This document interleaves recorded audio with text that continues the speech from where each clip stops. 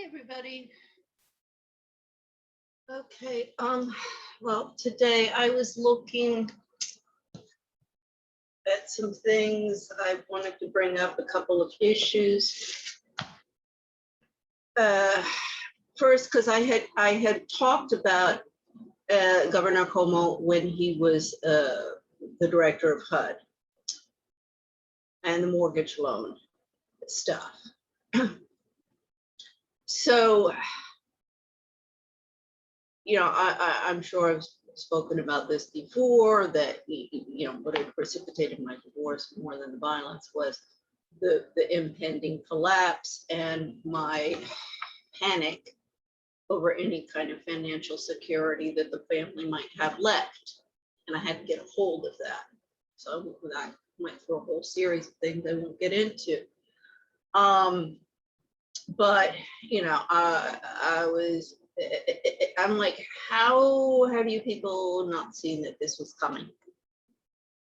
Because I saw that coming. I mean, as I say, I've been out of the game, changing diapers first when I'm living in Brussels, everything that goes with toddlers. When you're an expat, you have no family around, you don't know anybody, you know, because when you have babies, you can't go to all of these social functions like I did in Bogota and do the networks. You know, just not enough time. Otherwise you leave them at home alone. I mean, you know, because taking care of babies is a full-time 24/7 job, particularly when you have one-on-one. So, you know, I had been out of the game. Then, of course, in Bogota, you know, as I say, I'm sitting on the sidelines of the game of the bankers, the Spanish banker there. So, but I'm not, you know, in the trenches. But I'm also hearing what's going on at the top. In all of these dinner parties, I'm sure they all think that I'm just as stupid as their wives, but I'm not. And I'm listening.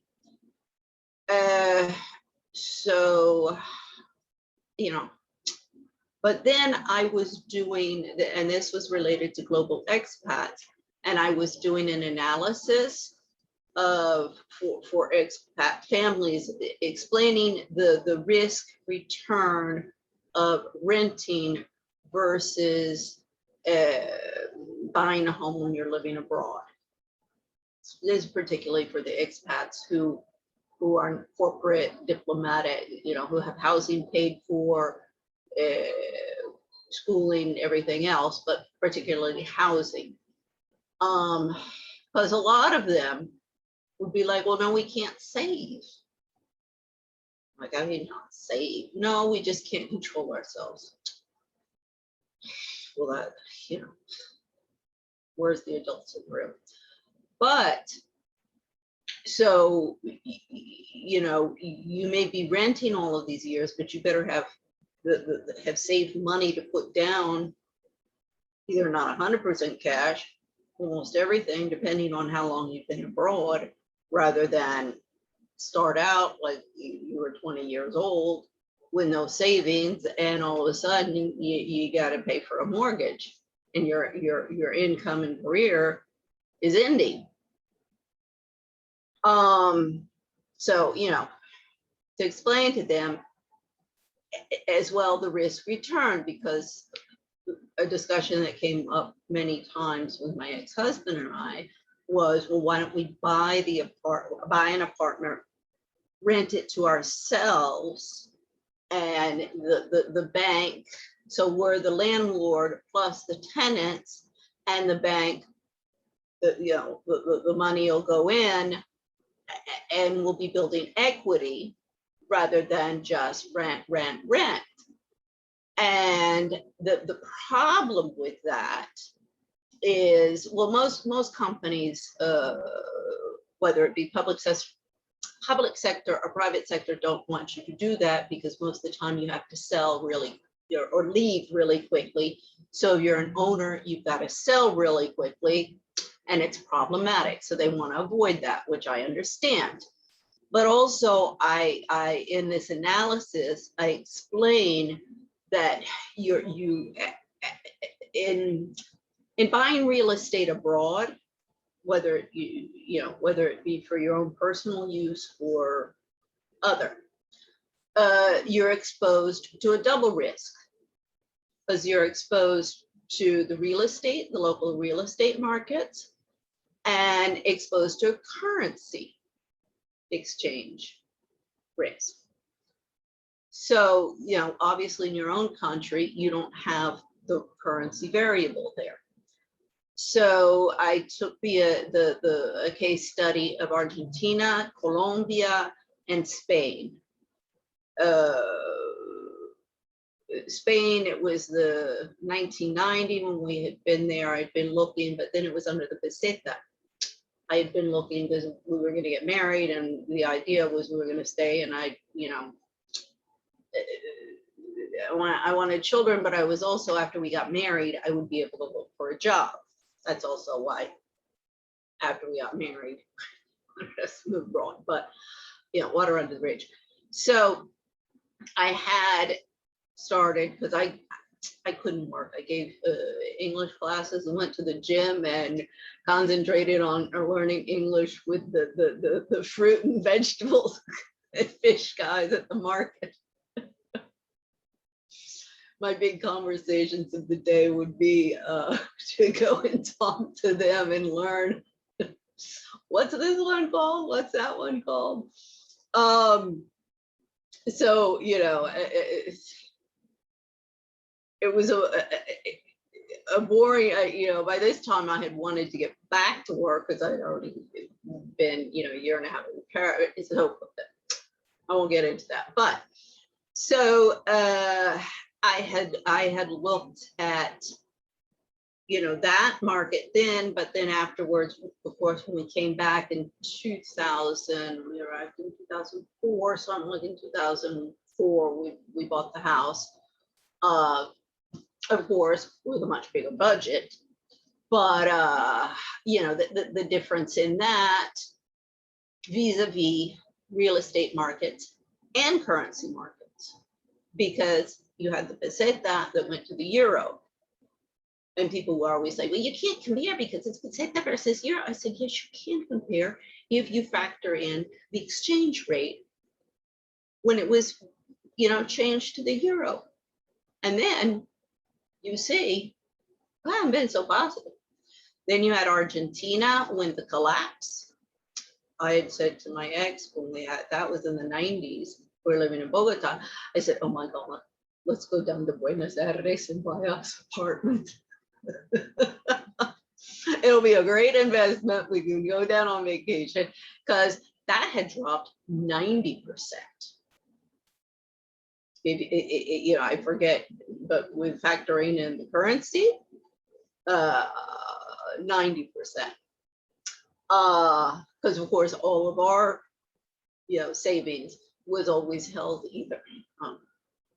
Still want to know the truth of that, but in euros or dollars, and then Bogota, Colombia experienced a collapse in real estate as well.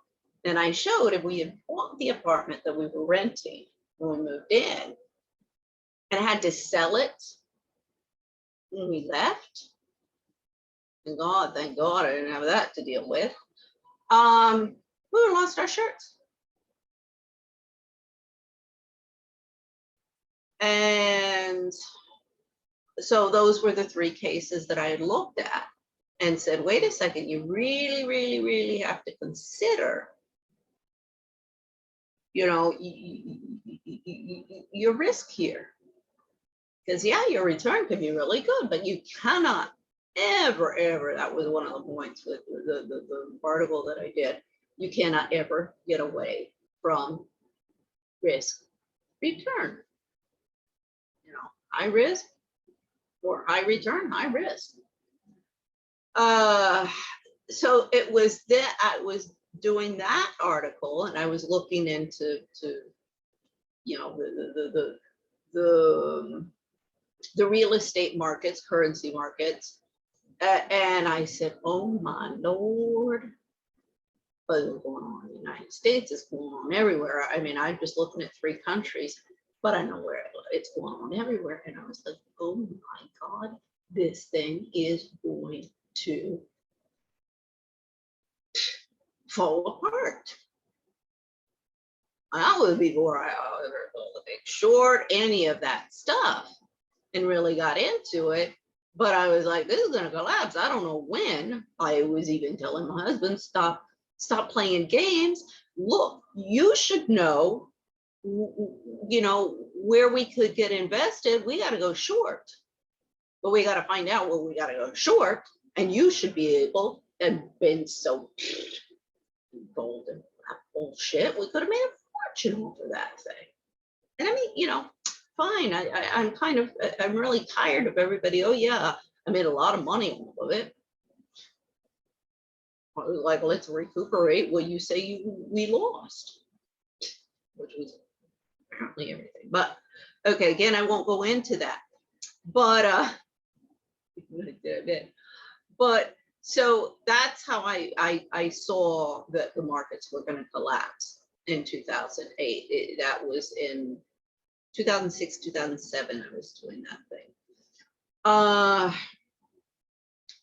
So when I came back to the United States, I stayed with a friend she's Spanish. She lives in Baltimore. And I mentioned her, Bettina, Bettina Juan de Juan, Maria Dolores. The one, that's her full name. So when I get back, she's going to go into real estate. She's always wanted to sell real estate. And I have to admit, I like real estate. I like reforming. You know, I'm more into that. But, you know, yeah, I haven't been doing all of this. Well, yeah, that's another, you know, career I go to build for myself. But I would have been building a career in a house of cards is going to collapse. And I knew it. And she's the one who told me, because nobody knew about where she was working in Baltimore. I forget which real estate firm it was. She was trying to sell them on the idea of reverse mortgages. And they were like, what's that? You know, that's a nothing product. And she sold them, and she made a lot of money off of reverse mortgages. You know, when she said reverse mortgages, I said, what is that? When she explained to me that, I was like, oh my God. So since you've siphoned everything off that you can from these homeowners, and Cuomo is correct in his policy of we want to promote homeownership in this country. But again, that wasn't his fault, the crap that went on. It wasn't under his watch. I mean, okay, he well, he had different wives. Well, white, and I guess that he was still there with Kerry Kennedy. But if the Kennedys had been more on top of what's going on in this city, instead of, you know, cashing in on the Kennedy family, he would have been more aware of what was going on. So I was horrified, because I said, okay, what you all are doing, since you milked them for all that they've got, the younger ones, the ones of putting in the money to their mortgages, and then it collapses and they lose their homes. Now you're going to go for the older people who have paid, you know, paid off the mortgages and now have 100% or close to 100% equity in their homes, so they can get a loan, so they can go out and spend money to go on vacations, to go and, you know, shopping or consumer. But basically that's what they're going to be spending it on. I was like, oh, no, if I have equity in my home at the end, and that's what, you know, I mean, that's still, I won't go into that fight, but it's to leave it my children, not so that I can, in my old age, jet setting and party. I mean, it's to have my home. I mean, my Lord, I'm like, no, we'll come and live. Well, if they don't want to live in the same house, at least next by. And when the grandchildren come, I'll start a little guarderia. You know, I'm not going to be jet setting around. I want my little grandchildren as close as possible.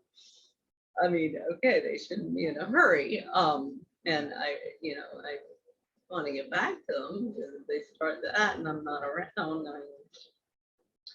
But so, you know, I was just like, oh gosh, another predatory, exploitative product to try and get people to consume in this country. And irresponsibly, and you know, add to global warming and everything that goes with it. Now she came here because she married an American.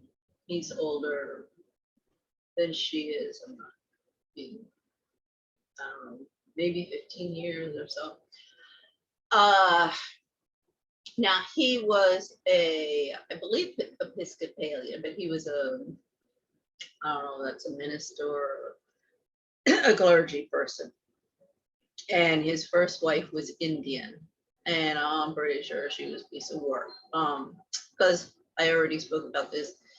She had accused him of some inappropriate behavior. And, you know, it's so rampant. You have to take it, you have to say, okay, well, let's look at this person, you know, this woman who's making the accusations, because it is so rampant, the false accusations. It's absolutely rampant. And the feminists are the ones who are prodding that. He was over at John Hopkins. He lived in, he went to, I believe, Hotchkiss and Yale Divinity School. But I know also he was in Spain, like in Barcelona, in the 70s, still when Franco was in power. And he speaks, you know, Spanish. So he was doing translations. He was even doing some, you know, exams to get certification for translating at the hospital. And I mean, I guess that didn't go as he had wanted. So then he's now involved in some, because he's also, well, his first wife was Indian, and he, you know, has a meditation room and very involved in all of that. Kumbaya. So now he's at some, you know, I don't know if it's Buddhist, but Indian, but meditation and doing all of these retreats. And as I say, you know, let's just put it in a category of Kumbaya window dressing. So I'm like, wait a second, this NGO is another one, and it's supposed to be promoting world peace and, you know, the same mission, basically, what I'm trying to do, but no, you girls, little girls don't want to play nice, well, then I'll see you in the courts. Not, let's sit down and figure out how we can be harmonious and solve the world's problems by sitting here holding each other's hands and meditating. That's what it comes down to. Oh, they're really, oh Lord, these group, because they're doing the Zoom, all these conferences. They're putting on Zoom. I mean, I went to one, the Peace Alliance. Foxcroft did the same thing at the end, and the Battered Mothers Custody Conference in 2016 did the same thing. At the end, like it goes all dark and you meditate all together. I'm sorry, I found that really creepy. Really. That may be what some people want to do, but it's imposing so I won't get off the subject, but I'm just, and I'm seeing it everywhere, and I'm like, first I had to sit here with, a lot of dribble, and everybody opining, and then you're gonna put a meditation where I'm supposed to sit there for like 20-30 minutes, whatever, and close my eyes and meditate. No. I'll meditate when I'm in my aerobics class. I'll meditate when I'm on the walk. I'll meditate when I'm on my horse. That's my Zen. And that should also be respected of somebody who wants to sit there with their legs crossed for 30 minutes. I mean, to each his own, but a little respect for the people that stresses out, and understand that is not for everyone. I mean, I get more Zen in a kickboxing class, imagining my architect, imagining my lawyer. I mean, I hit one time, they brought out those bags, and I hit it with my hand. I was like, no, that hurts. And I hit it with my foot, and I realized, oh, you do this, that. I think I already. So that I draw the line when I'm hitting something, but I can definitely imagine them in the air. No problem. That doesn't hurt. So, there's just so many different issues that, okay, maybe HUD should have been more little on top of, but that comes under Treasury, principally Treasury, and the president. And then the courts kick in, and Congress kicks in. But since everybody's out for lunch. Okay, and I also was looking at Sandra Lee was Cuomo's, this is another thing. He was married, I forget, maybe like, I don't know, we'll say 15 years. He had 2 long-term relationships. He didn't have a revolving door.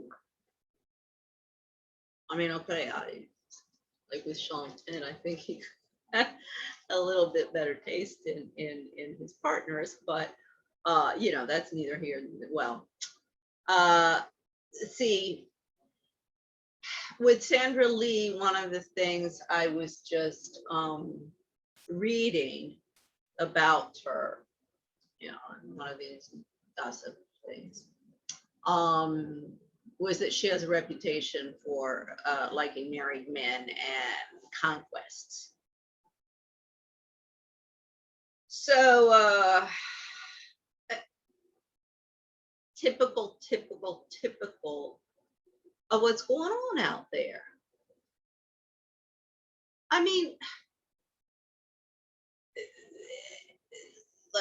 I remember when Sean Penn, after Sean Penn was divorced from his second wife, there was some interview person who said, oh, Sean, now are you going to go around chasing women? It's like, no. I mean, what's this? We finished with one, and so we're going to go chasing for another one. I mean, this brings up something. I have a card. I'll have to pull it out. Maybe I don't know, but I'm gonna tell this story now because this brings it up. So right before I left Madrid, so this is January 2009, and first off, my kids, I mean, I hadn't seen my kids, in several months at all. And there was no way I was going to leave Spain without, personally telling them that I had to go back to the United States, and I would be back as quickly as I possibly could. I told them, I said, I just asked you three things. I say, do well in school, have fun with your friends like you should be doing at this age. I mean, they're good kids. I wasn't worried that they'd go wild. And don't kill each other. I laughed because the message, please don't fight. Be supportive of each other. Because I didn't know I never thought it would take me this long. I thought I'd get some help here instead of re-victimized all over the freaking place. So I was there for a month. I had to move out of the house because the cops wouldn't come throw me out. But so I stayed with this a friend of mine who lived next to the commercial center in Villafranca de Castilla. And my other friend, she had opened this restaurant bar that she had been talking about, and she had wanted me to open it with her. And it's a good idea. It's not that. It was just like, no, I got to concentrate on really making an income for this family, and that's not going to do it. I mean, that's something that you pour money into, not make money from. And when she first came to me with her budget, I said, are you kidding me? And I went to Carrefour, and I did a simple tally with the plate, what we would need just to start, minimum, in terms of alcohol, plates. This is not even food. This is just supplies. And this is not, ovens and whatever else. I'm like, you know what? You better add another zero to your budget there. At least. She has great ideas, but this is I see time and time again. She had great ideas, but then I'd be like, what? Sit down. Okay, let's crunch the numbers. Let's see how this is going to end out. This is not it's not that easy.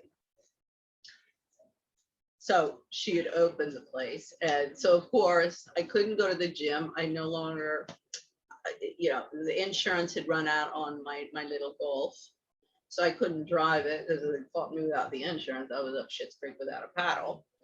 And my membership had run out at the gym. So, I would have to pay for another year for both of those things, and I didn't have money. So I, take a walk and go to my friend's bar, basically, and hang out there rather than sit at my other friends, living room all day long. And so actually that's where I found out about Facebook.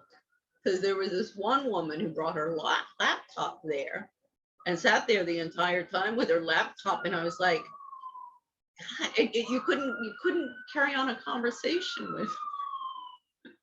I was like, well, this is really interesting, and this kind of proves what I've been saying about the platform. We'll make the money off of advertising and do a local search and do a networking, and we make the money off of advertising. So I'm like interested, but I'm like, ooh, this is addictive. So sorry to get into this long story, but that's how I want to explain how I'm ending up in a bar. Well, it's a restaurant. I mean, every place in Spain, every restaurant has their bar in there, and you know, bar also in Spain serves coffee. You know, so you have a clientele all day long. So it's not the American version of a bar. And so there's a well, the couple who had the woman had the Facebook laptop the entire time, and her husband, he was a lawyer, really bad alcohol problem. I mean, bad alcoholic. He did pass away, and I'm sure it's and just a dysfunctional couple. But this friend of theirs who had also been through a witch hunt, and you know, I just was trying to survive and get out of Spain and then get back to the United States. So I didn't ask him too much about the details of his case, because I'm just overwhelmed with my own stuff, and I don't need to you know, take on any more. But I guess his wife, because he had been a minister, one of former President Aznar's minister. So I forget when Aznar stepped down. This was in 2000, beginning 2009.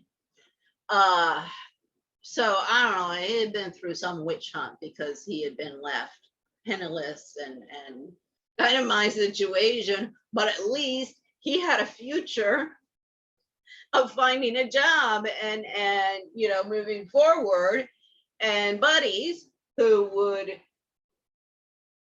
would help him out. And you know, I guess he was interested in me, but so my girlfriends, my two girlfriends, the one who owned the bar, and then this other, she's English, and he was American. Well, he was American. He was the one with the trampoline in the hole that I wanted him to dig one for me. Real character, but your typical American. So they are. I was embarrassed. I really was embarrassed because I put, when they took my kids away and all this stress, I put on weight, at least 20 pounds, I think. So I couldn't fit into any of my clothes. So I got like these jogging pants that I'm always wearing, and I just, you know, changed my tops, something loose fitting so you don't see how heavy I am. And I mean, they're pulling out clothes, they're dressing me, they're like, you know, go and get him, go and get him. I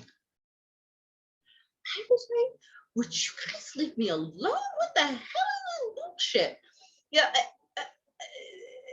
Plus, I mean, I'm just hanging out until I get back to the United States. I'm headed back to DC because I'm thinking that I'm going to get here and I'm going to get some assistance. Little do I know. So I'm not even thinking about that. But, you know, I mean, he was a nice guy, you know, male macho, but a nice guy. And we did date for you know, as I say, it was the last couple of weeks before I was leaving. But I was really embarrassed, and I was even more embarrassed when he asked me something, and I was kind of shocked. But then, you know, 1 + 2, or 1 + 1 + 1 = 3. And he's like, well, did you know I was one of Aznar's ministers? And I said, well, yeah, they told me that, but I'm not really familiar with the Spanish, government system. I mean, I know the American one pretty much like the back of my hand, but not the Spanish one. And I, I thought it was rather bizarre. I thought he was trying to impress me. And I think he was just paranoid that I was out at some gold digger. Well, gold digger, he didn't have any more than I did. Out for a new catch. And this has been the attitude of the feminists and all of the women that I've encountered. I even get that. Oh, I even got that from my mom. That's a very long story, so I won't get into it.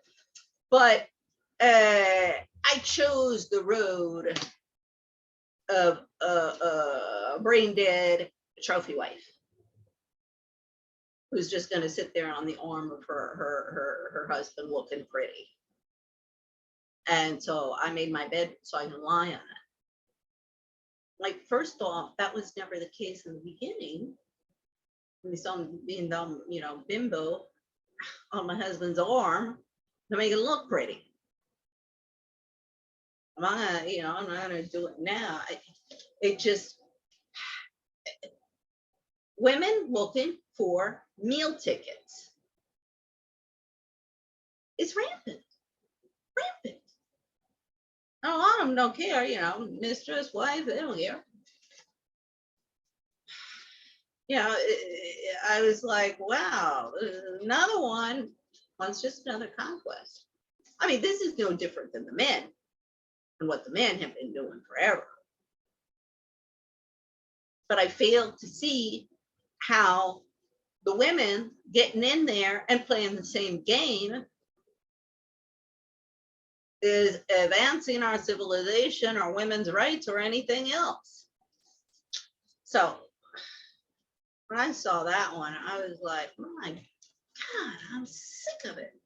I mean, that's why I can't get a decent job, because everybody just assumes that that's who I am and what I'm about, because that's what they are and what they're about. I'm tired of it. I mean, I'm real tired of it. Well, this is I guess another thing that set me off now on my stuff. But I was watching Secretary of State Blinken statement from yesterday about I forgot something I wanted to read. I'll get back to that in a second. Statement yesterday about evacuating people from Afghanistan, either dual nationals, Americans, I'm sure that's development community people as well, some of them who have been living there for a long time, some of them a decade. It's very difficult for them to leave and leave everything behind. Sympathy for them. Many of whom have been the motor behind the lack of resolutions in that country, whether it be from the American government or the international development community, with the feminists at the lead. You have such sympathy for them. But I've been asking the State Department for 15 years to help the poor women like myself who had to abandon everything and flee for their lives. Lost everything. Most important, my children. Where is the sympathy for us women? I got the Sims case. I got, cases all over the place. Beth Schlesinger, she's from England. Weiner case. I mean, where's your compassion for all of these people? Where's the mobilization of your consulates? Oh, no, no, no, no. When the press is interested and it's a war interest, you guys are gonna do everything you can. But it's when the poor schmuck American living abroad or traveling abroad is up shit's creek without a paddle, you're nowhere to be seen. The State Department, military interests, and corporate interests. That's all they care about. So that, I mean, I was like, que cara tiene. Que cara tiene.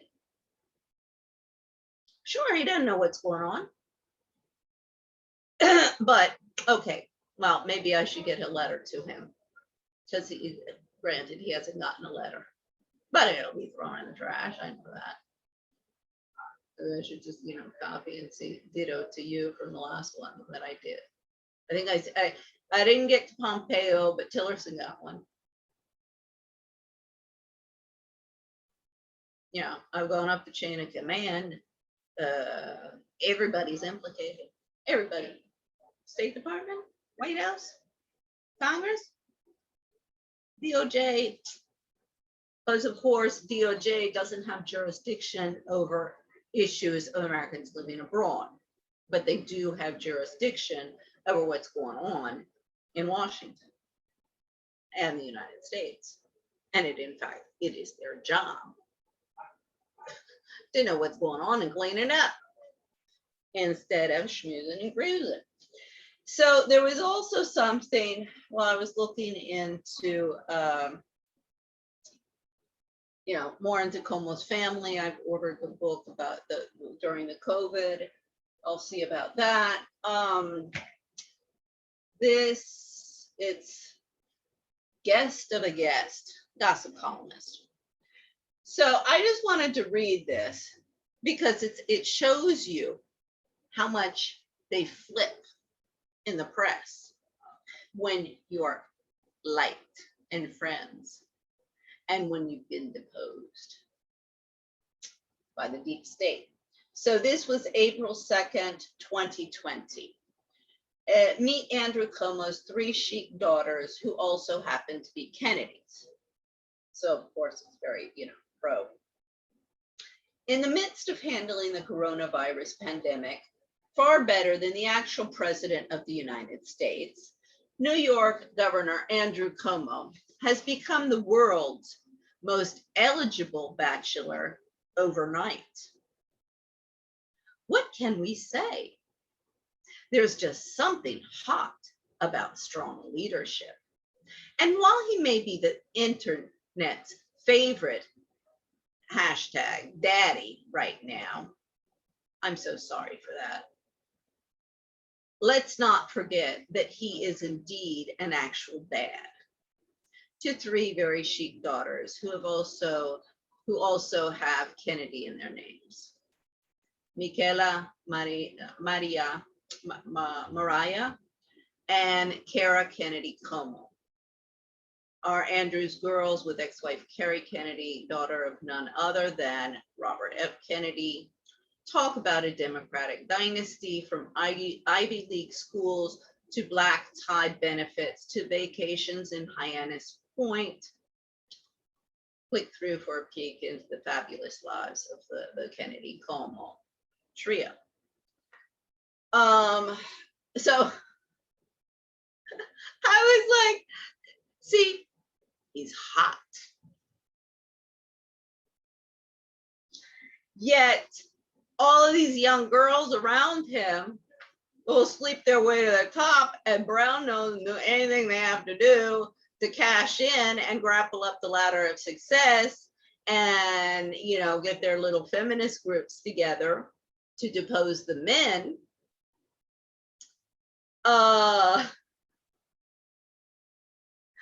He's all of a sudden this, lecherous old man. This is schizophrenic. It really is. And I'm hearing more and more and more of, backlash of how populations have tried and judged Andrew Cuomo because of the allegations. They don't need anything more. I mean, I keep on showing, nobody looks at evidence. Nobody looks at, facts. So you can say anything you want, and it's just believed. So I was reading that, and I was see how one moment he is the most eligible bachelor in the United States and better than our president, and the next moment, because a little bitch feminists decide to go after him, he's dirt beneath everybody's feet. Now, what everybody's got to understand is that is how the Machiavellian games are played. And quite frankly, Trump is victim of the same thing.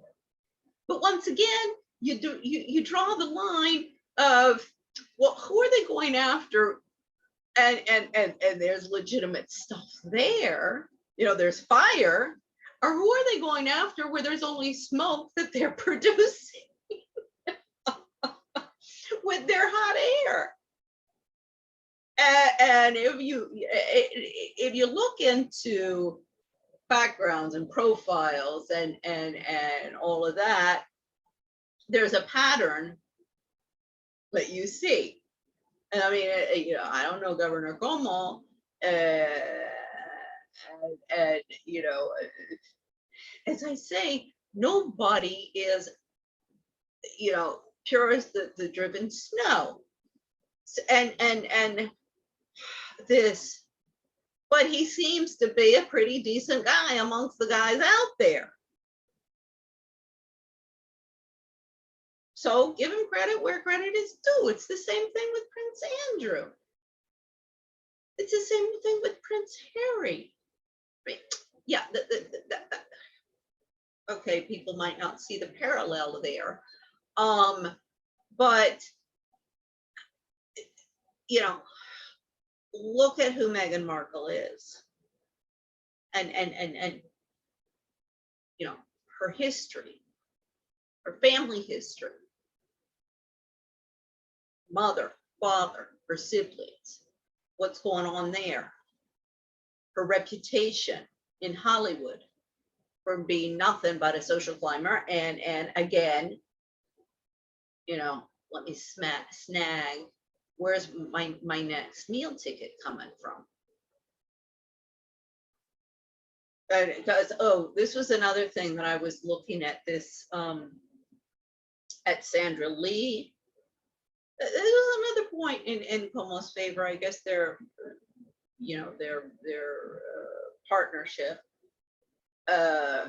wasn't all hunky-dory, but she had cancer and he did stay with her until that was over, which is not easy.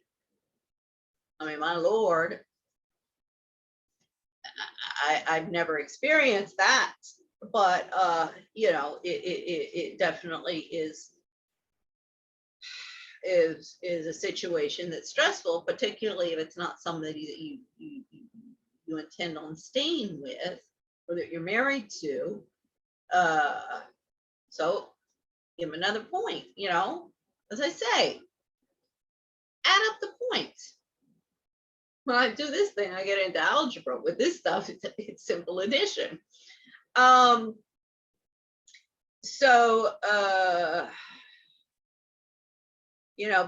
she just in the interview, well, she was going on about they had found a lump and she's like, just cut them off. Just cut them off.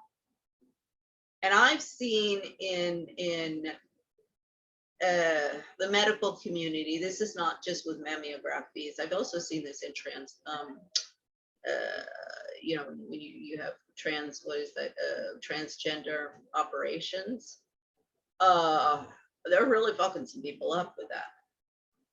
Because you got, you know, people who are doing it too young, they're not really sure, and they end up the opposite sex, but then they want to go back to the, you know, that's another money-making industry and in the medical profession. But to the mastectomies, they're doing a lot of aggressive stuff there. And I'm not saying, you know, no, it's just a whole, from a public policy perspective, it needs a real good look and some real regulation into some, you know, aggressiveness of the surgeons. I mean, I know about this from my father. So that was another issue that you know, she put the subject on the table in the internet. So, you know, I'm like, you want to discuss it? Let's discuss it. You know. Oh, and you know, this whole thing about the women out there who want conquests and their next meal ticket. That's also because Phyllis Chesler speaks about that in her book, Women's Inhumanity to Women. And, you know, if you're a divorcee and deposed, you no longer get invited to the parties with their the ladies and their husbands around. Who were your friends before?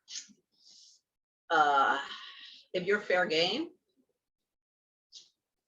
not in the bullying world, but amongst the men, if you're available, let's just say. And the more of a catch you are, the less they want you around. Believe me. So, you know, it's this whole thing about women getting into power and all the feminists, women's rights, human rights,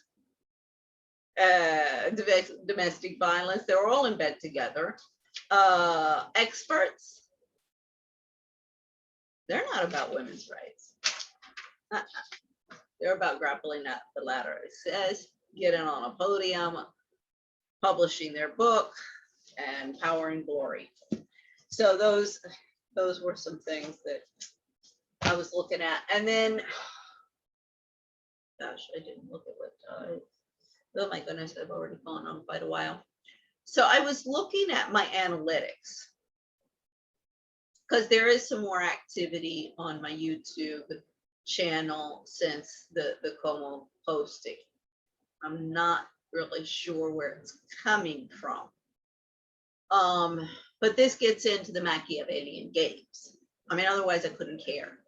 Like, you know, I've done this, I don't know how many times, you know, with the Sean Penn stuff. I mean, right now I went back to yesterday, I saw Prince Andrew now has a lawyer in the United States against the, because they filed a lawsuit against him.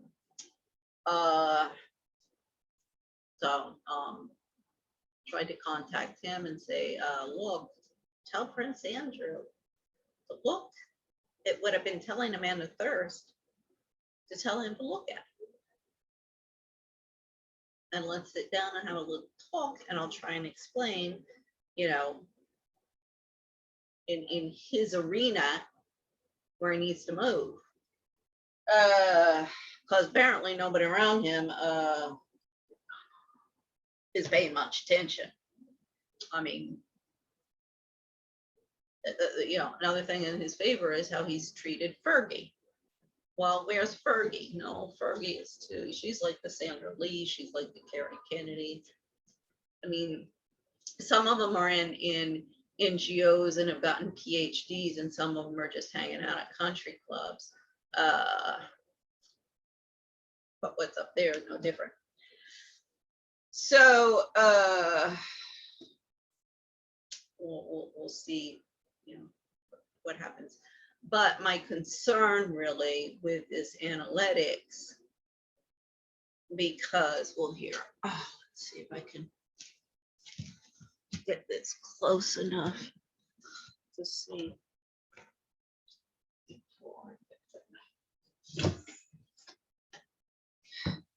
Yeah, I don't know. So this is the Machiavellian games. So I already, you know, explained it's always friend or foe. So you always have to be, you know, focusing friend or foe, friend or foe, friend or foe, because of course your foes are going to be coming in with the backstabbing games. So, you know, my biggest concern is my ex and his family, and I mean, it's particularly the safety of my children. I mean, my family, they're playing the same games as my ex, but you know, my dad's gone, they have no more power. So, you know, I'm like, okay, you guys go ahead. As I told my sister, I'm playing with the big boys. I don't have time for any stuff. So Spanish courts and judicial system, I mean, that, you know, that's not an immediate enemy. That was in the past. Well, it's still on the table, but I'm on American soil, so, you know, can't touch me too much. The feminist, domestic violence, and human rights NGO ladies. Those are mainly ladies, but there, you know, there are men, but those NGOs, because they don't like me. Because all they want to do is the window dressing and all of that stuff, and I'm not into that. So I've been canceled by all of them, just like everybody else. And if they, you know, that's not true. That's not true. You're being paranoid. Okay, let's sit down on a podium and let's have a little discussion. If that's not true. Instead of, oh, no, I gotta go to a meeting. Oh, no, I'm too important. Oh, no. Go to the back of the line because I don't like your questions. And I'm up here on the podium to give in a voice. If you have nothing to fear from me, let's get up there and debate the issues. I got no problem. I'll do it off the cuff. No problem. Think tanks, development community and academia in the United States. Well, again, you know, I don't think at this point there's too much of a, let's say, yeah, it is just to keep me ostracized from the labor force and silence me. But you know, there's they're not, you know, they're not militant. So other than their efforts to destroy me financially and get me, you know, destitute, to shut me up, that they're not an immediate threat. I mean, indirect, and you know, they're just sitting by watching and amusing themselves, watching the shit show. So American and French government. Yeah, the French government, I'm not, as I say, immediate danger. No, not really. Perhaps in the future if things escalate and I became a real threat to their status quo, because it's the same as the Americans. The American government, I think I'm also under their radar. You know, as I say, it's really just the feminists, the domestic violence activists, the academia, the people who actually know who I am and what I'm doing. And again, physical threats, I think that's very, very unlikely. But as I say, with the Machiavellian games, I mean, when I got into this in Spain, Amnesty International Spain estimated that I had 1/4 of 1% chance of survival in my situation. I've survived in spite of everybody's odds there to silence me, and everybody since I've returned to Washington, whether it be in my entourage, family or friends, or the experts in the cesspool. It is what it is. So as I say, okay, so the other, because I did speak about, you have to come up with hypotheses in this world instead of like all of the little ladies going, oh, I know it's them. I know it's them. I know it's them, and it's them. Well, no, how do you know it's them? I just know. Well, that's no reason. You need to, it could be this, it could be that, it could be this, it could be that. And believe me, when you're fleeing for your life and you're fighting for your life, you don't screw around. Ask any of the, the military guys and stuff. You don't say, oh, it'll just all be okay. You get shot in the head like that. So the Kilborn people here, the landlord and the other tenants. Now I know they've looked at some videos. Question becomes which ones are, I mean, Jim, so I don't think he looks at anything but the TV and whatever. Now I know Artis has looked, and she looked at my LinkedIn profile. Now another one who looked at my LinkedIn profile, which was 3 weeks ago, was Governor Cuomo's daughter, Mariah Kennedy. I had sent her an invite, and it's still pending. And then when I saw also this Rich Azzopardi, I sent him an invite. I guess that was yesterday. He did look at my profile, but so as I say, I mean, I do my outreach. I say, every possible avenue that I can to get to people. Did that with Sean Penn. I did that with Prince Andrew, and again with Prince Harry. I'm in contact with the Prince Harry stuff. I went through Earl Bathurst, well, the estate. Nobody responds. No. I don't know. I'm just trying to brown nose to these big. Who knows what these people think, or I'm like, if I worried about that every single time I did an outreach letter or an email, I'll never get these things sent off. I'm like, okay, here it is, black and white. Card dealt, card dealt, card dealt.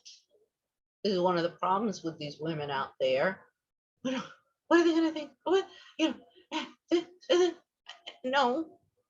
If you know your game and you got your cards stacked up right, I lay it here, I lay it there, I lay it here, I lay it here. I mean, sure, I think sometimes. I've even had some letters that I've trashed. Well, no, it's not the time to do that. That's part of it. Just like so many of them, no, put together a form letter and just send it out to everybody. Well, no, they don't read it that way.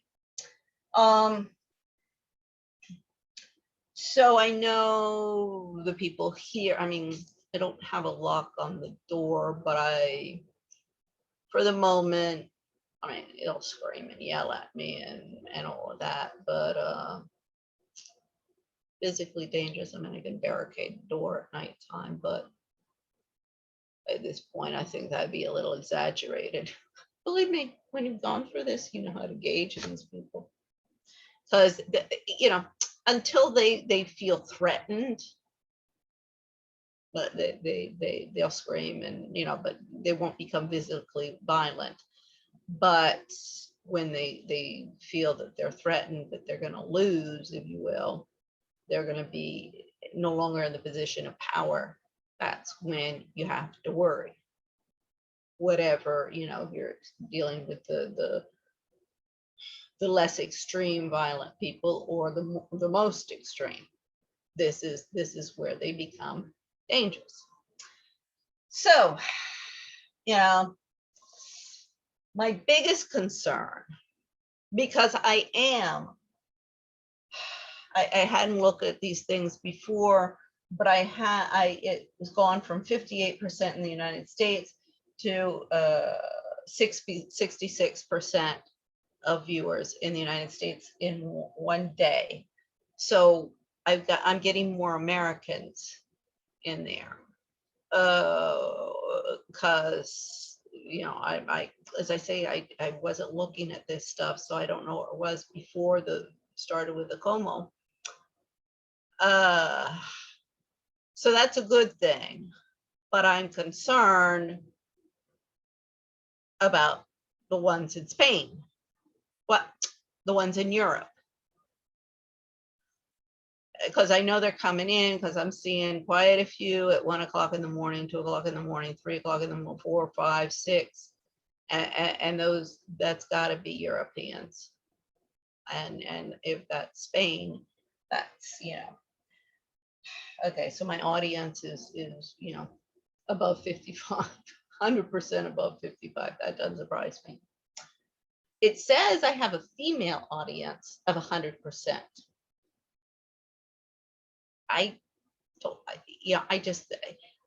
I'm like, whoa, is this all the feminists? Then everybody in there is against me.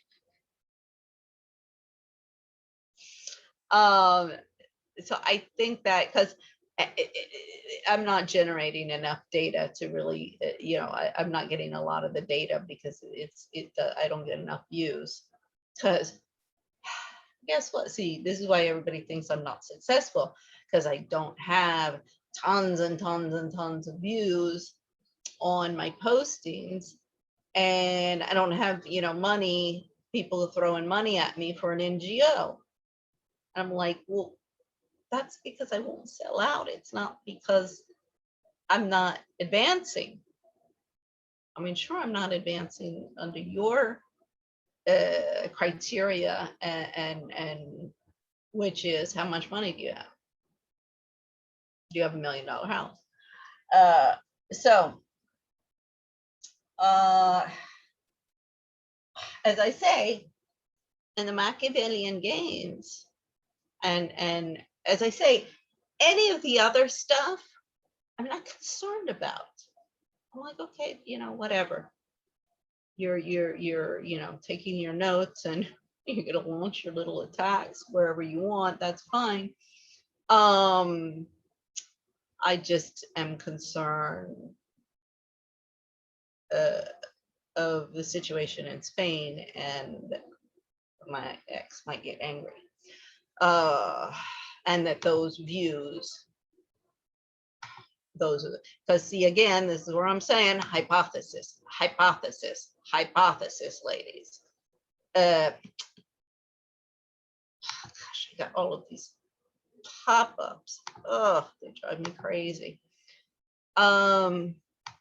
You can't jump to conclusions, but you have to make sure that when you're evaluating situations, particularly when your life and liberty and your future is all on the line, you have to make sure that you examine everything. So I'm not really sure but I wanted to show this is the consequence of the Machiavellian game world that all the Americans want, you know, everybody in Washington, everybody in New York City, you know, the ruling elite, the 10%ers, the 1%ers in the United States, plus all the rest of the 10%ers and 1%ers around the world. This Machiavellian game paradigm, I constantly have to be evaluating this. And as I say, when it's the backstabbing bitchery of the people who live here, I mean, I'm starting to at least mentally prepare. They're going to launch an attack as soon as they can you know, initiate eviction proceedings, and I got to be prepared for that. I got to get, you know, all my paperwork, everything prepared, and be ready to go in there. And I got months. But it's constantly, okay, so where do I need to prioritize in terms of survival? And of course, my concern always is the one that's top in my mind is the safety and security of my children in Spain, not knowing what's going on with my ex-husband, who I'm almost positive, I mean, stalking me our entire marriage, and cyber, you know, all the cyber problems I had, the crashing of computers, he was behind it. So, I mean, it would be ridiculous, really stupid and naive and ridiculous to believe he's not following what I'm doing. And, you know, just if anything happens to my kids, everybody better be really, really, really concerned, because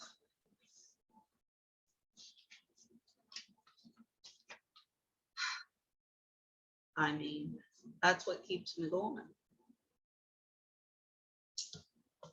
So, you know, kids crap. Micah, buddy, I got your number. Oh, people should all be ashamed of themselves.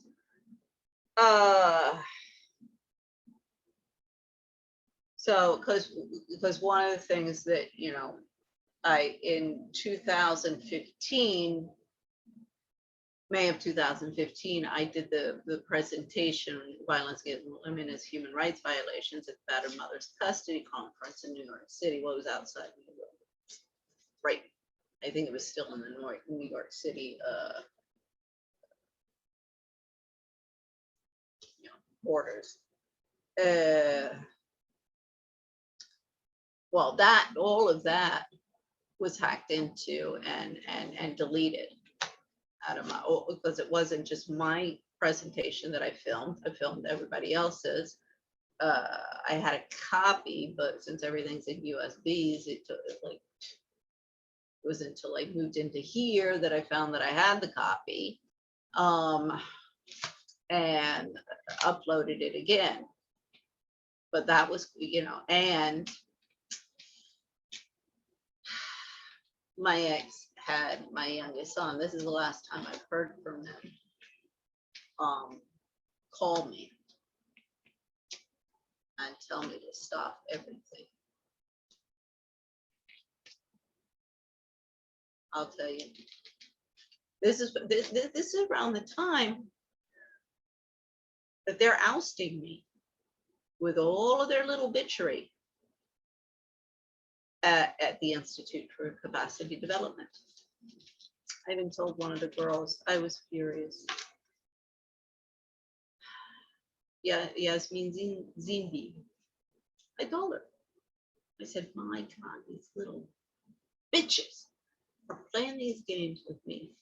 And last night, I'm on the floor of my room crying my guts out because he has my son calling me to pressure me. And I can't back. And all, you know, only thing that the people in that department or anybody in Washington, anybody in the IMF care about keeping up with the Joneses, going shopping, grappling up the ladder of success, getting another diploma, schmoozing and cruising, and cashing in. I mean, if anybody's got any proof that that's not what they're doing, please go ahead and present it. Because I've been documenting that stuff for 13 years here and back in the 80s. So I guess I've gone on a lot there. So maybe I'll just do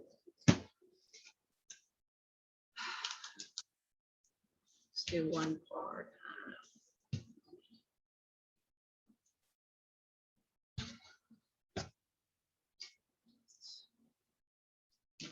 Looking for that, I'm concerned. The only thing that scares me.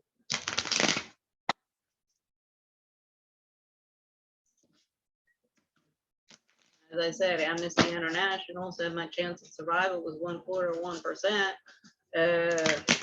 I've been beating the odds ever since I came to terms that,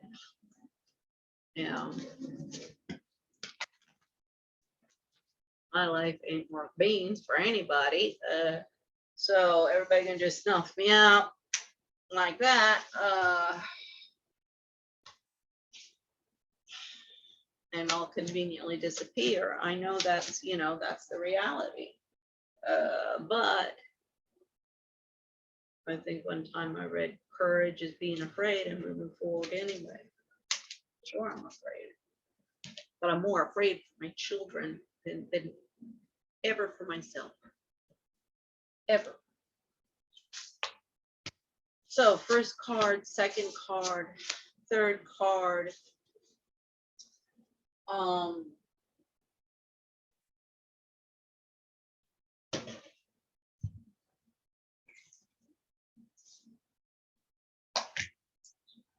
Okay, the first card is, oh my goodness.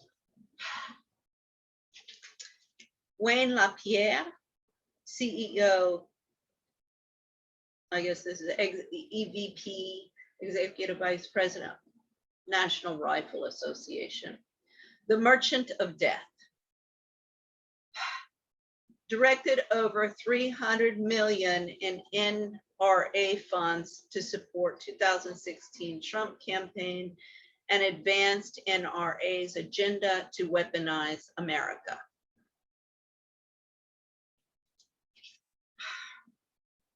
Linked to Maria Butina, a Russian spy and gun activist arrested by the FBI and pleaded guilty to conspiracy to act as an illegal foreign agent. FBI investigating NRA income from Russians, including notorious banker Alexander Torshin, and monies funneled to Trump's campaign in possible violation of US campaign laws. Under fire for $5 million salary and lavish personal spending with NRA funds, making the NRA and its tax-exempt status an IRS target. So yeah, the NRA, I already said before one time saying, that my father had been a hunter. He had grown up in Florida, in the inland coastal waterway of Florida. They had a farm, a house on the beach called the Castle, and there was a farm. My grandfather, this is after he left his spy work in Washington, and he was in World War I he was a reconnaissance officer under MacArthur. And so, he was work for the IRS, I guess, tax collection. I'm not, I think pretty boring job. And also I do know, because he was a lawyer, so I know he did maybe not practice, but was kind of influential. There was one time a story where he had been on a trip, and he comes back and they had arrested some guy. Might have been black, I'm not sure. Because he owed, some money, a debt. And my grandfather went and said, look, you guys, if you hold him in prison, he can't pay off his debt.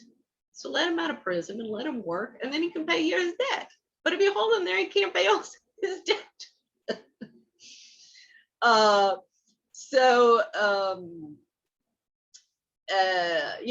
My father grew up, one of he learned to shoot because she was a good shot before he could even hold the gun. There was a snake coming to get,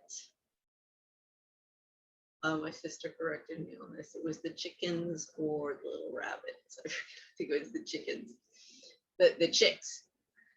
And so my grandmother pulled out the shotgun, but he couldn't hold it. He knew how to shoot it, his father had taught him.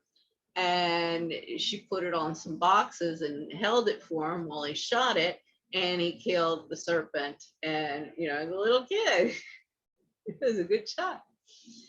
And there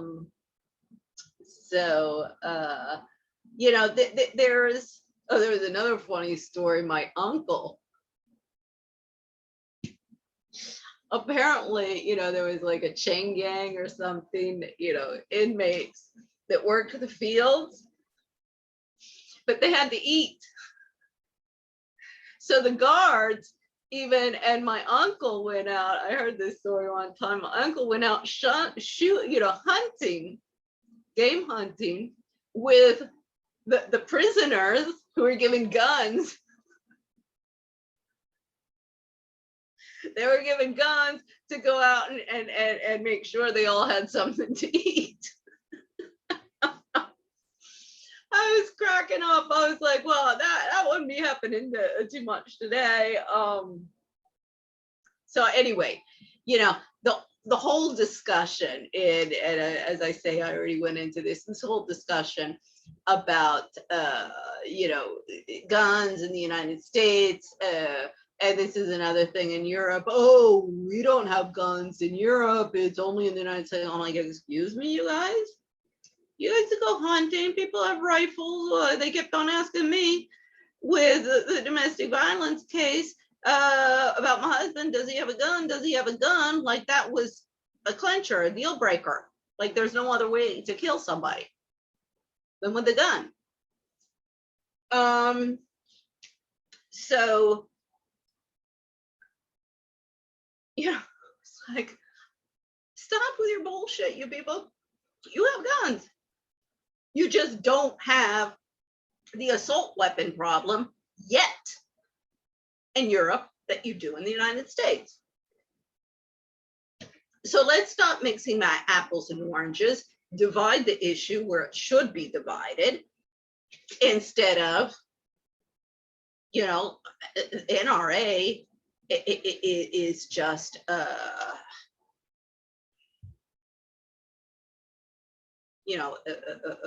Nazi Fourth Reicher institution that that has been there in the pocket of the weapons, the rifle, all of them.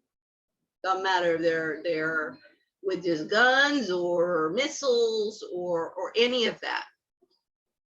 They're all in bed together. And Ollie North, he was president of the NRA from 2018 to 2019, left in a scandal. He was, what actually, this is what interested me with the profile of Brendan Sullivan here in DC, because he was the one who defended Ollie North in the Iran-Contra scandal. And he said he did so because it was the first time that one of these things was being politicized. Ollie North had been, an agent of the American government and was being used as the fall guy. Now, that doesn't mean that the guy's all clean. I mean, that he ended up at the NRA is definitely, evidence. But as I say, point fingers where fingers need to be pointed instead of just everybody in Washington pointing a finger because you don't like the person. So, oh Lord, okay. Because I did mention Prince Andrew, and hopefully it's, what was it, Bartlett, I forget. Saw it yesterday. As soon as I see a news article about one of their entourages, send an email or give them a call. They won't, they just want to ignore me. I'm fine. Yeah, as I say, I can lead the horses to water, but I can't make them drink. Okay, so this Princess Diana interview and efforts to destroy Prince Charles' reputation and career.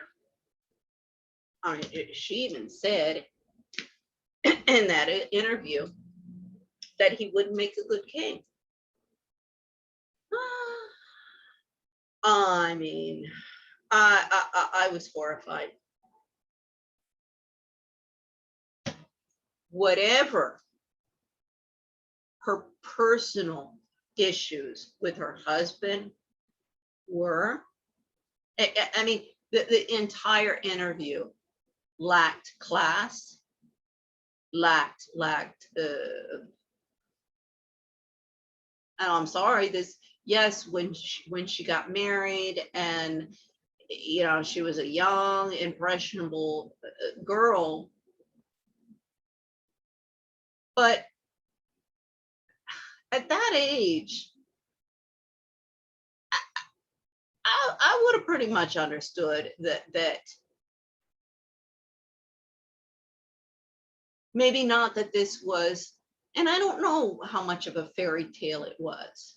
I mean, that the press and all the gossip columnists have so convoluted, but yeah, I mean, Prince Charles was, okay, here's who you're going to marry. And it was Lord Mountbatten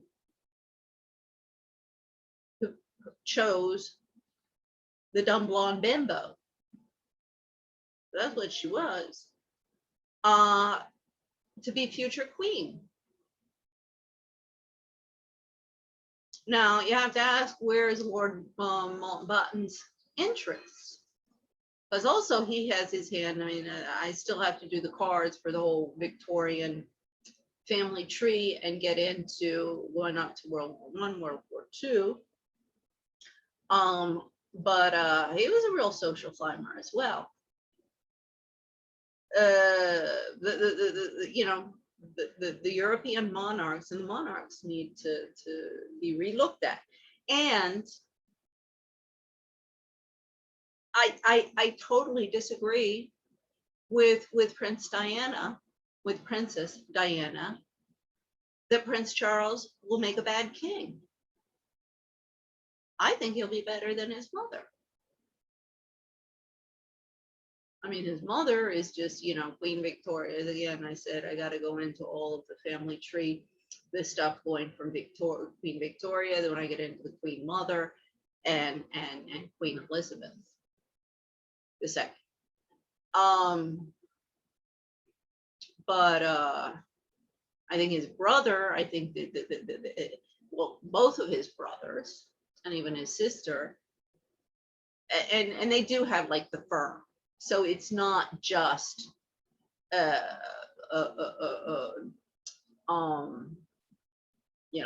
mean, with Queen Elizabeth, she's definitely been a matriarch. But there is,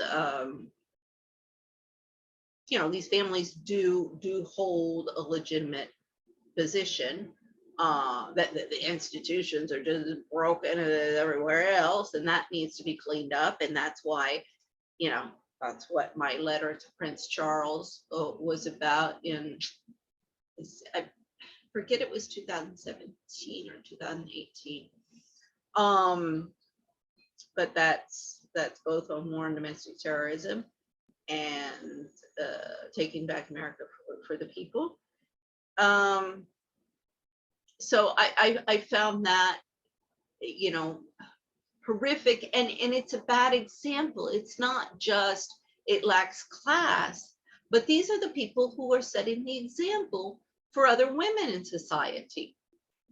And how you deal with a family situation and a marriage that is breaking up, and you don't wash your dirty linen in public. And I, you know, that I agree with. And this is where I get to this, and I have brought this up before, the damage that these type of women are doing. So to Diana or Carrie Kennedy, I talked about, yes, I think it was yesterday, you know, shutting herself in the bathroom and playing the victim, because again, it doesn't fit. And I know very much the drama queens who do that to get attention, and then, you know, oh, I'm going to commit suicide, or I was afraid, or I know both sides of the coin, and I've seen both sides of the coin. I mean, very close. So you know, and I guess I've studied all of this all my life, not just from an anthropological situation, because I'm living amongst the natives and the primitives.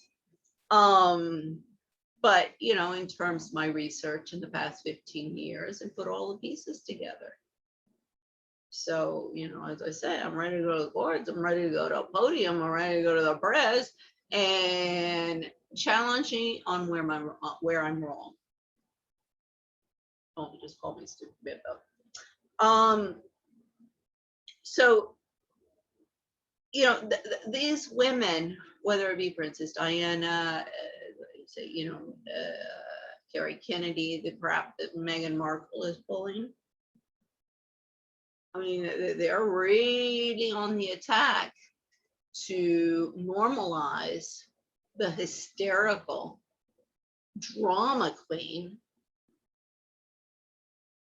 pampered princess, as the role model in the United States and of course globally.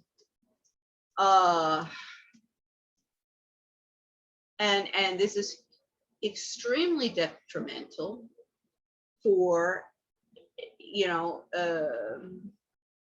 real victims, because then when we come out, it's like, oh, we don't believe you, because we know all of you are just drama queens who come out with these stories. It's like, well, no, look at the evidence. I mean, this is within my case. I'm like, okay, wait a second, you guys, let's go there. I'm making it all up. It was all in my head. My husband, my ex-husband, was this perfect person. He was supporting, you know, everything that I was doing. There was no violence. There was nothing going on, and it's all just a figment of my imagination. Like Trump, you know, saying up on Capitol Hill, didn't happen. That's the go-to. So where's my motivation? Why would I make up this story? Okay. I'm developing a business, a platform that, yeah, I've had, I'm going to end up in the courts against my web designers that I had in Florida, because I had already seen what a catastrophe, what you know, the con jobs amongst the web designers. I lost 500 euros, but I learned, you know, it was worth the 500 euros that I lost in one con job. So I said, okay, well, now I'm going to go to to the United States, because at least I'll have a little bit more, possibility of getting justice in the courts if these guys try and pull some of this stuff. Because the web design, it's totally out of control, totally out of control. They're pulling all sorts of crap. And the lawyers won't do anything. The Chamber of Commerce, oh no, that's too funny. Chamber of Commerce of Tampa. Oh, that's where they were. So I've been fighting tooth and nail with them. I got a lawsuit and against them for everything like that, but I just want them to get the platform up because I'm trying to find some sponsors. I've got a business developer from Microsoft, George Morrison, who's interested.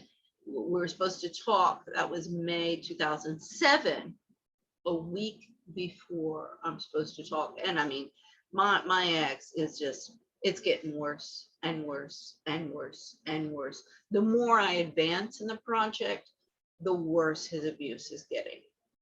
And I'm just like, I gotta hold it together, because as soon as I can get, a sponsor, some funding, then I don't have to worry about, money or paying for it, because I'm financially dependent on him, and was the objective. So that's when the web designer cyberjacked the website and asked for $25,000 to liberate it. I said, that's extortion. I'm going to see you in court. Well, of course, my meeting with Microsoft is gone. They lose interest, of course. The years later, when I finally get back to the States, I contacted him. This would have been 2010, 2011. He said, oh, no, we're just into cloud. It's like, okay, it's always la moda with you guys. Well, better that I didn't end up with a Microsoft thing. So I guess it was God's time. But so, and everybody who's seen the project, I mean, the Facebook, LinkedIn, Yelp.com, TripAdvisor, my platform is a cross between all of them. They've demonstrated, clearly demonstrated that the model that I was promoting, Susan Feeney was even the one who told me, the big wig at Bank of America, oh, what's this bullshit? Nobody, you got to make that into a membership thing. I'm like, no, that's what, I had done extensive market research by that time. She's a marketing expert. I'm like, no, that's what the other people are doing, and that's exactly why they're not making any money, and they won't. I turn this into an open, free platform, and then because these women buy a lot of stuff. Susan Feeney was an expat. She had even hired somebody to do all of her shopping all the time. So I was like, you gotta know how much everybody's buying. She's gone on the manufacturing. The Sandra Lee ex of Cuomo. It's all of them are doing this. These, either it's luxury baby clothes or luxury furniture or luxury beauty products or luxury, well, I know Sandra Lee, she had her niche in food preparation. I did read something about Anthony Bourdain. Criticism of her. I have to admit, yeah, I don't think I would like her cooking 1 second. I'd be like, oh, this is not much better than or different than the TV dinner stuff. So I,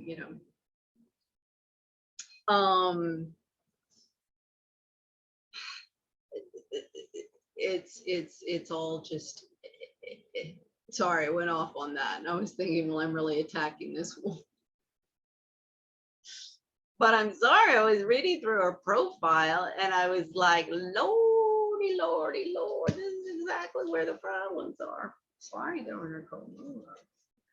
You men need to have a little bit more better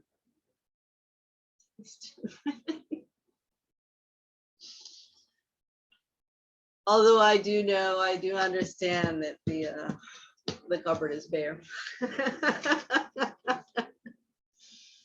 Oh gosh, this is funny.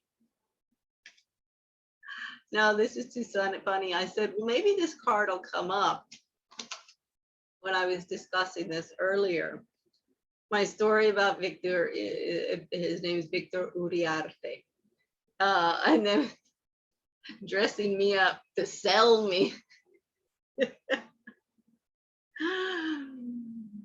Oh, well, this does. Yeah, see, it's you know, you take the road of getting married and dedicating yourself to your family and your husband, and you've made your bed and you better, you know, that's your only choice in life. That's exactly how it was before. It's just the names of the people in the game have changed. And this was also when I got back to the United States. Everybody, I mean, my mother particularly, but everybody, you know, oh, you have to get out and date. You have to get out and, you know, like I didn't come here for any of that, but sure, I mean, it would be nice to get out occasionally. And the people in the you know, in the places where I'm living, I'm no desire to socialize with the people in the offices that I'm working in. I mean, that it was at the IMF Family Association. I'm like, well, yeah, this is not my cup of tea either. I mean, I wasn't their cup of tea, but tit for tat says something, you know. Basically, you know, those expat wives clubs, it's just social climbing, as are all of the other NGOs and think tanks. So I even went on to one of those platforms, went out on a couple of dates. I even dated some guy for a little while, but you know, I was like, this is a waste of my time. It's, you know, this is no different.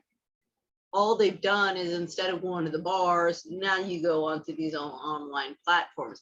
And one of the things that I learned that I was told was if there's no profile, he's married.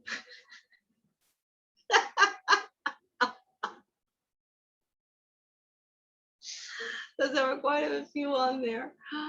But so that was short-lived. I was like, okay, I'll make an effort. But I'm like, and you know, my mom, it was, she just asked me some questions. I remember one time she's like, I don't want to get personal with you, but are you dating anybody? I was like, isn't that strange that a mother would ask what I'm at this point, oh gosh, I'm still in my 40s, their daughter that question, that like they were invading on their privacy. I was like, you guys, well, this is also the mentality of my mother towards, you know, everything. I mean, you know, my kids, okay, who are you dating? You know. Oh, my mom even told me one time something, I forget, I said, oh, I forget if it was one of my sons. Yeah, but they have a girlfriend. She was like, oh my, you don't need that problem. I was like, that's so 1930. That's not even funny. So yeah, wouldn't even go into a discussion because it's not worth it. See, this is where you cannot have a dialogue with terrorists. It's their way or the highway, whether it be from the right or the left. So, you know, once again, it was this attitude. You know, from my mom, there were comments over the years that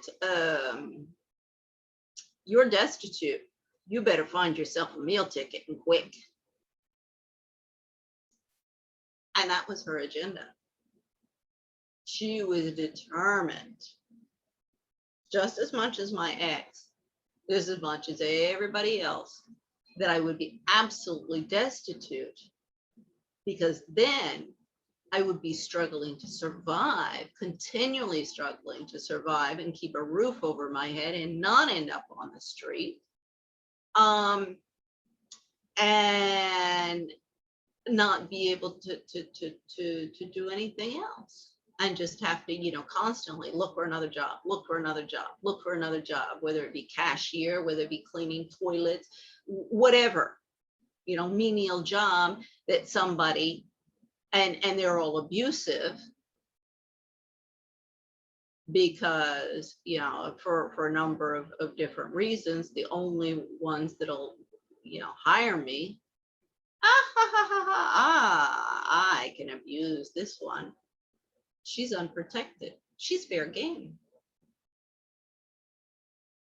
So, you know, that's, I mean, even recently, my younger sister, with a phone call of her concern. I've gone on enough, but you know, it was, oh, you just better get out there and find a job, because if you don't, you just have to deal with realities of life, and what you're doing is not the real world, and you have to live in the real world, and you have to wake up to the real world. This is my little bankruptcy building sister. Narcissist amongst narcissists. But, you know, anytime I want to find out what the feminists are saying behind my back, because none of them have the balls to say it to my face,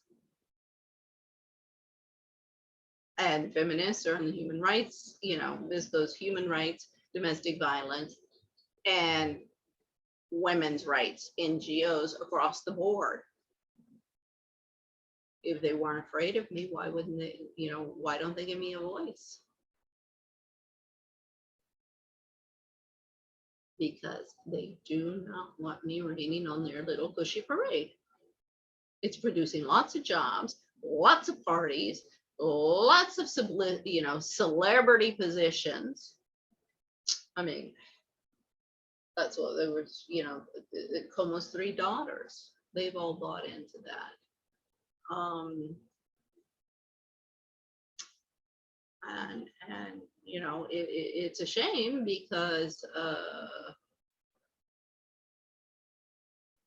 as I say, when the violence starts, all of those people will be targeted, and if they survive, they're going to be looking at problems within the courts when the people are asking for retributions for the window dressing and the propaganda that all of these people are producing and siphoning off trillions of dollars into these BS window dressing jobs in order to cover up for all the corruption that's out there. And I mean, everybody who wants to muzzle me, that I know personally or you know, through my activism work, they're with a conflict of interest, because when the House of Cards does collapse, then they're going to go down. And this is why it all gets into protection records.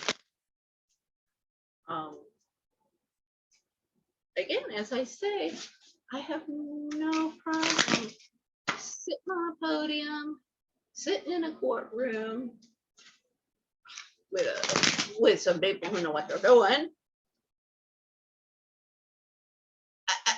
and having a discussion about this.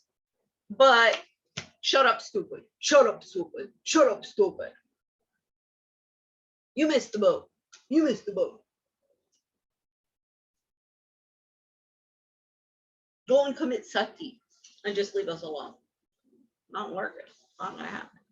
So for me, I get Ivanka Trump, the Queen of Spades. I did give myself the Queen of Spades,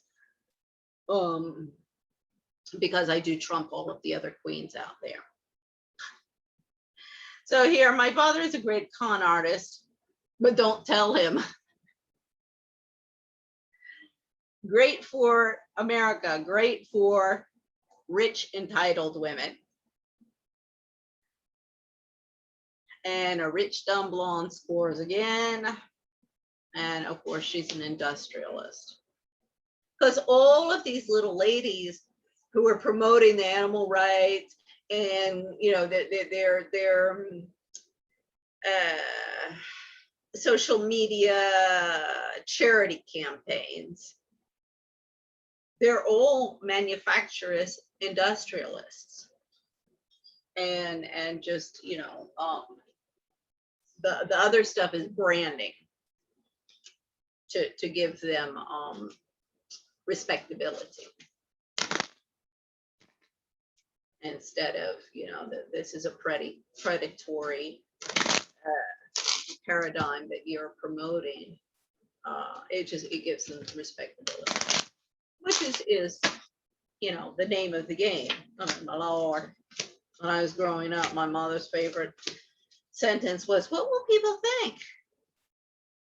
And see, this is where I'm with my family. I'm like, you guys, what are people gonna think?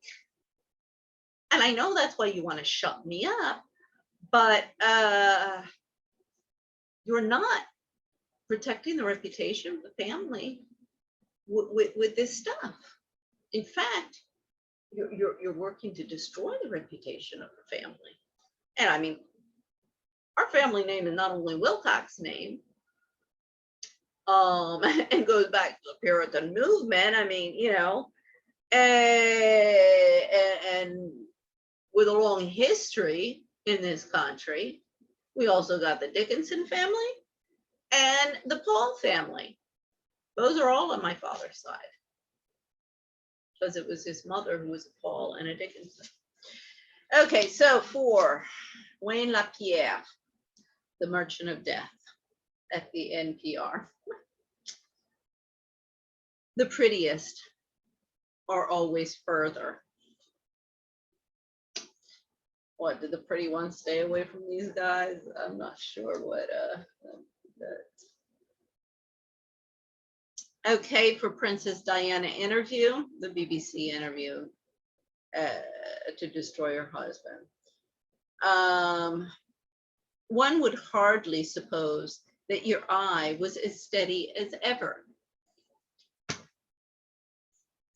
I don't know if that's for Princess Diana or for Prince Charles. Maybe both.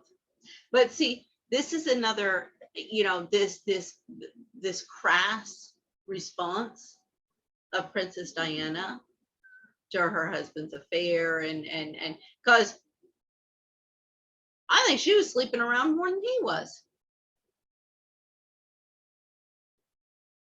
I mean, I'm like, you can hardly start bitching and moaning, and particularly get up on a podium in front of the world and say that stuff, particularly when you've been sleeping around more than he has.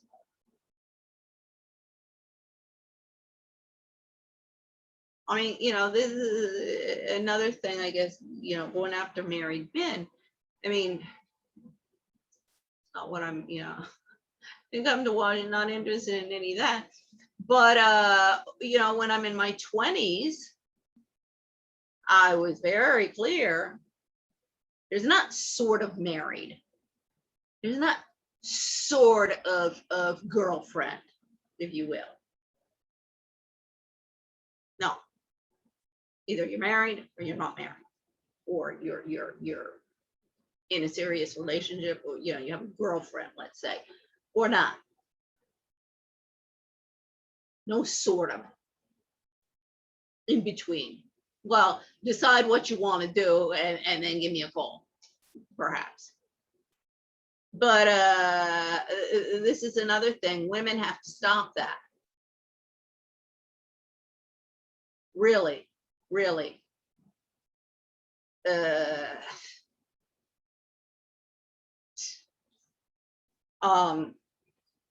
So for card number 3, this was the story about Victor. So you balanced an eel on the end of your nose. What made you so awfully clever? I don't know. There was one thing that I didn't mention about this card. I guess it was maybe a Freudian type slip, because see, I said when I gotten back to the United States, to that, are you dating somebody? I'm pretty sure it was like, she's got to find herself a husband who will shut her up. Because but I'm pretty sure now. See, I've been putting a lot of things together in the past, since my parents, before their passing, things came out. And I'm pretty sure her idea, because she was, she, as I said, she announced she was my ex-husband's friend in his efforts to get me in psych ward. That was happening at the time. It was afterwards, the prison. But then, my family knew about it. So I'm pretty sure her idea at that time was to collude, because there were several incidents and some arguments when they were there. I won't go into that. But her ultimate game was to help my husband get me into psychiatric ward in Spain. So she would have helped him to shut me up. And then he would be beholden to her. So she could milk him for money. Because my mother, the entire time when we were growing up, anytime, every time, it was, do they have money? How much do they have? Because if she could milk somebody for money, she would milk them for money. Now, my older sister's husband had always been this, he has money, give me money, give me money. By the time my husband came along, my parents had disappeared. Long story. So that it wasn't in the cards, but I think she saw her opportunity there. She was going to kill 2 birds with 1 stone. She'd get me in a psychiatric ward just like she had my father. And look how powerful I am. Look at the deep state I am. Here's my daughter doing all of this stuff. And we can destroy her.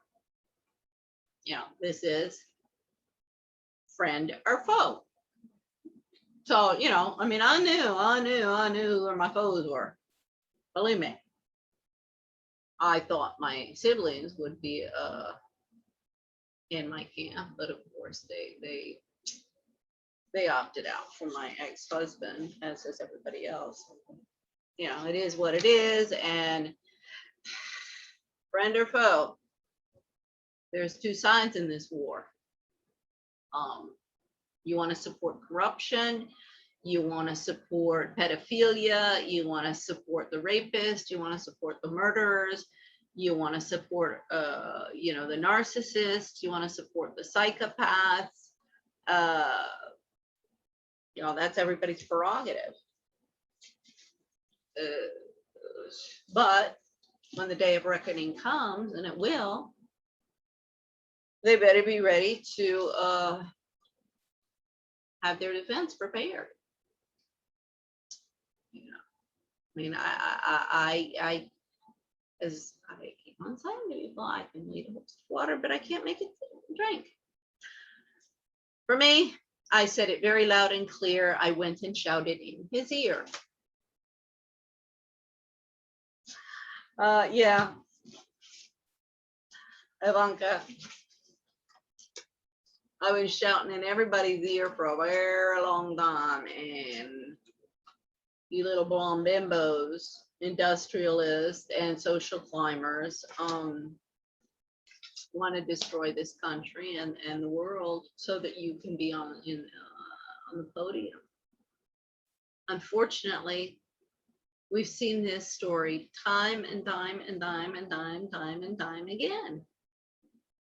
And then, well, okay, so yeah, I was just looking at the analytics, trying to figure out what the hell's going on there. As I say, the rest of it done, whatever, it is what it is.